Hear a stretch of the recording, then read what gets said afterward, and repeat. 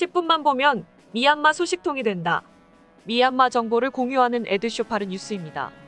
오늘도 미얀마에 많은 관심을 가지시는 구독자 여러분들의 구독과 좋아요와 함께 뉴스를 시작합니다.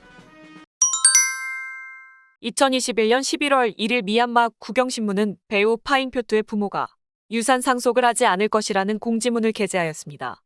미얀마 아카데미 수상자이기도 한 파잉표투는 남편인 나치 영화 감독과 함께 형법 505에 의거하여 선동 혐의로 기소되었습니다. 공지문에 따르면 그녀는 부모의 설득에 대해 계속 거부를 하였고 부모 측에서도 더 이상 책임을 질 수 없기 때문에 유산 상속을 하지 않을 것이라고 밝혔습니다.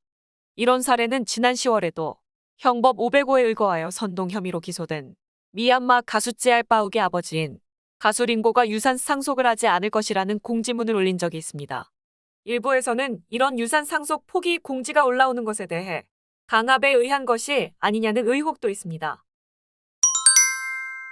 국가관리위원회 정권 9개월 기념연설에서 미나옹 흘라잉 위원장은 미얀마는 다른 국가들보다 대외무역 상황이 양호하며 앞으로 6개월간 미얀마 무역 흑자가 발생할 것으로 기대한다고 밝혔습니다.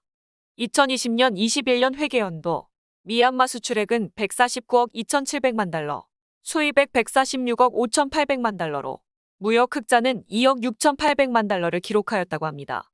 2019년 20년 회계연도 무역 적자 163만 8천 달러에 비해 무역 상황이 나아지고 있다는 근거로 제시하였습니다. 이에 미얀마 국민들이 식용유와 유류 소비를 줄인다면 2021년 22년 10월부터 3월까지 무역 흑자가 발생할 것으로 기대한다고 밝혔습니다. 하지만 수출입 업체와 경제 전문가들은 미얀마 무역 현황과는 위원장의 발언과 많은 차이가 난다고 지적하였습니다. 이들은 미얀마에서 수출은 농수산물과 의류가 중심을 이루고 있지만 현재 감소하고 있고 이에 반해 수입은 바늘부터 항공기까지 모든 제품에 해당되고 있어 항상 무역 적자는 발생하고 있다고 밝혔습니다. 다만 2021년은 코로나19와 쿠데타의 영향으로 수입이 급감하면서 무역 흑자가 발생한 것처럼 보이는 것이라고 설명하였습니다. 또한 공식 수치는 국경을 통해 밀수입되는 제품에 대해선 반영이 되지 않고 있기 때문이라고 합니다. 경제 전문가들은 현재 수치상의 무역 흑자는 단기적인 현상이며 이전 군부 정권과 같은 방식으로 국가관리위원회에서 수입 정책을 강화하면서 무역 적자가 줄어드는 효과가 발생하는 것으로 보인다고 설명하였습니다. 하지만 현재 수출량도 계속 감소 추세이기 때문에 이전 군부 정권에서 수출에서 발생한 이익으로 수입을 하는 정책은 이전과 같은 효과를 보기 힘들 것이라고 밝혔습니다. 실제로 2020년 21년 회계연도 무역량은 2019년 20년 회계연도와 비교하여 거의 20%가 감소하였습니다. NLD 정권이 집권하던 시기에는 2015년 16년 회계연도와 2016년 17년 회계연도에도 무역 적자는 50억 달러 이상을 기록한 바 있습니다. 2021년 11월 2일 네피도에서 국가관리위원회 미나옹 흘라잉 위원장은 전 유엔 미국 대사 겸 전 미국 뉴멕시코 주지사를 역임한 빌 리처드슨과 대표단을 접견하였습니다. 이번 접견에는 미얀마 외교부 장관과 국제협력부 장관, 보건부 장관 및 관계자들도 참석한 가운데 미얀마 코로나19 현황과 백신 접종 현황 및 공급 계획, 확진율 감소에 따른 미얀마 학교 개학 등에 대해 논의하였습니다. 미얀마 SNS에서는 리처드슨의 방문에 대해 부정적인 여론이 많았습니다. 많은 미얀마 네티즌들은 왜 아웅산 수지와 만나지 않고 군부와 만남을 가질 수 있냐는 의견이 많았습니다. 하지만 리처드슨은 이전에도 외교적 돌파구를 찾기 위해 이런 시도를 한 바 있다고 합니다. 1994년 리처드슨은 악명 높았던 국방부 정보부 국장 킨눈 중장과 긴밀한 관계를 형성하고 같은 연금 상태에 있었던 아웅산 수지 여사가 5년 만에 처음으로 만난 외부인이 되기도 하였습니다. 1995년 아웅산 수지 여사는 석방이 되었으나 약 5년 후에 다시 가택 연금이 되었습니다. 이번 방문에서는 코로나19 관련 내용 외에는 공개가 되지 않아 알 수 없는 상태이며 주미얀마 미국 대사관 대사와도 면담을 하였습니다. 2021년 11월 1일 국가관리위원회 미나옹 흘라잉 위원장은 정권 9개월 기념 연설을 하였습니다. 먼저 코로나19 통제에 대한 노력에 대해 설명을 하며 코로나19 3차 유행 당시 자신의 모토는 생명보다는 중요한 것은 없다는 것이며 어떠한 대가를 치르더라도 바이러스를 통제하기로 결정했다고 밝히기도 하였습니다. 이런 노력의 결과로 미얀마 코로나19 확진율은 5% 미만으로 떨어졌고 확산이 심각한 15개 타운십을 제외한다면 3%대라고 설명하였습니다. 코로나19 예방접종의 경우 인도와 중국의 기부를 제외하고 총 3,380만 회분 백신 구매를 하여 2021년 1월 27일부터 예방접종을 시작하였다고 설명하였습니다. 2021년 10월 31일까지 1차 예방접종자는 1,330만 명으로 45세 이상 인구 35%가 접종을 마쳤다고 합니다. 12세 이상 학생의 경우 총 110만 명 중 10월 31일 현재 98만 명이 1차 접종을 마치며 84.6%를 기록하였다고 합니다.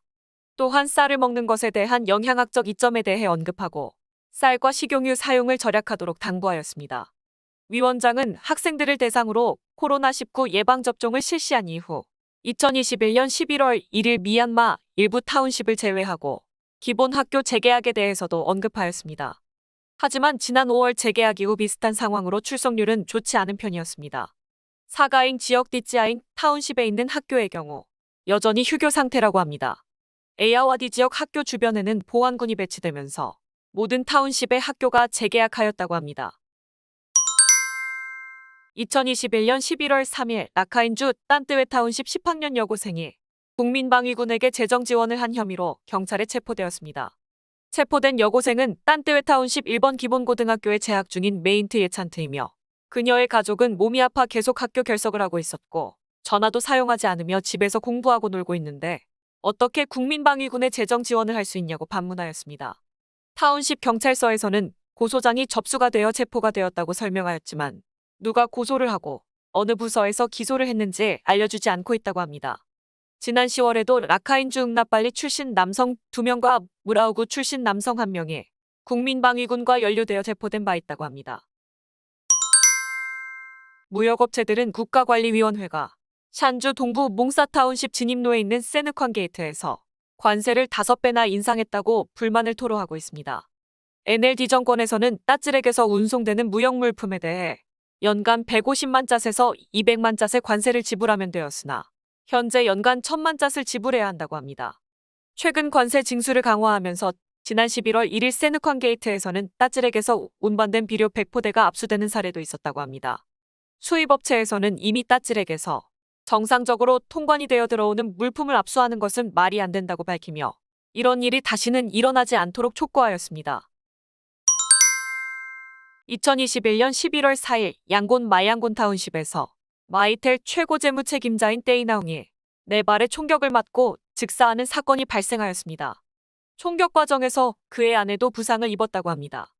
마양곤 타운십 7번 와드 행정관리사무소 관리자인 예위나웅은 부부는 자택에서 50야드 떨어진 곳에서 4발의 총격을 맞았으며 떼이나웅은 목을 맞아 즉사하고 아내는 복부와 좌측 어깨, 우측 다리를 맞았지만 살아남았다고 합니다. 총격 이후 아내는 절뚝거리며 도움을 요청하였고 병원으로 후송되었다고 합니다. 이번 총격 사건에 대해선 누구도 본인들이 자행한 것이라고 주장하지 않고 있으며 사건 이후 일대 지역을 봉쇄하여 군경찰이 삼엄한 수색을 하였습니다. 이번 피격 사건에 대한 용의자는 명확하게 밝혀지지 않다 보니 SNS상에선 군부에서 사살을 한 것이라는 음모론도 나오고 있으며 일부에서는 양곤에 있는 게릴라 그룹과 관련이 있을 것으로 보는 의견도 있습니다. 하지만 양곤 게릴라 그룹에선 그의 피격 사건 소식은 공유하였지만 본인들의 소행이라는 주장은 없는 상태입니다. 국민통합정부 사사 대변인은 살인 용의자에 대해선 알 수 없지만 이런 행위를 저지른 자들은 반드시 책임을 져야 할 것이며 어떠한 상황에서도 살인은 동의할 수 없다고 밝혔습니다. 최근 국민통합정부는 군부와 관련된 민간인과 가족들에 대한 살인을 중단하도록 명령한 바 있으나 산발적으로 흩어져 있는 국민방위군들에 대한 영향력은 부족한 상황으로 보입니다. 사망한 떼이나웅은 졸업 동창인 해군 사령관 모아웅과 공군 사령관 마웅마웅조와도 친밀한 관계라고 합니다. 그동안 발생한 총격 사건들은 고위 인물이 없었기 때문에 큰 타격을 주지 못했지만 이번 사건으로 국가관리위원회 입장에서는 부담이 될 것으로 보고 있습니다. 이번 사건 전 피격 사망한 고위 간부 중에선 지난 8월 29일 탄인따리 지역 국경부 차관 따옹단이 있습니다.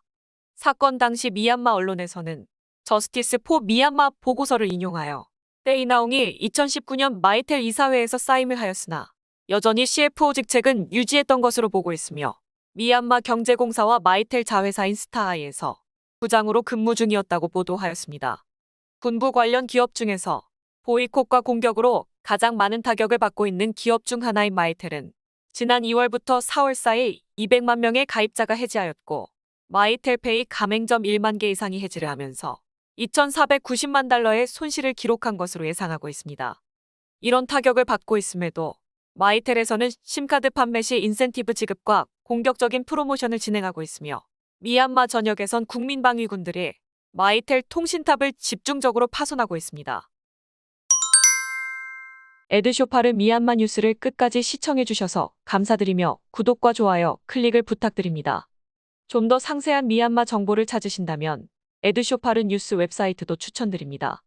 에드쇼파르는 보다 많은 미얀마 정보를 공유하기 위해 노력하겠습니다. 감사합니다.